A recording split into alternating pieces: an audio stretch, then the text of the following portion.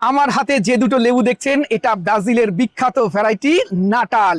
এটা late season একটি variety. এ সম্বন্ধে একটু বলি, এটা আপনি হারভেস্ট করবেন ডিসেম্বরের লাস্ট থেকে ফেব্রুয়ারি মাসের শুরুর দিক অবধি।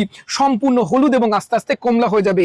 প্রথমে হালকা সিকি চিহ্ন থাকেও পরবর্তীকালে সিকি চিহ্ন বোঝা যাবে না। এবং এর ওজন হবে 180 থেকে 250 গ্রামের কাছাকাছি, অর্থাৎ মাঝারি সাইজের একটি সুইট অরেঞ্জের ভ্যারাইটি এই নাটাল।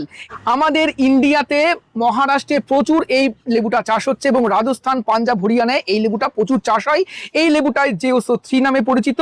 JSO3 মহারাষ্ট্রে প্রচুর পরিমাণে চাষ হয়। লেবুটা সংগ্রহ করা মা জবা নার্সারি থেকে ফল হারভেস্ট করার 4-5 দিন পরে আজকে আমরা কেটে দেখব এর স্বাদটা কেমন হয়েছে।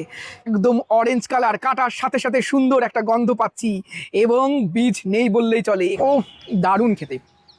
প্রথম অবস্থায় এই লেবুটা টক টক লাগতো। অক্টোবর, নভেম্বর, ডিসেম্বরের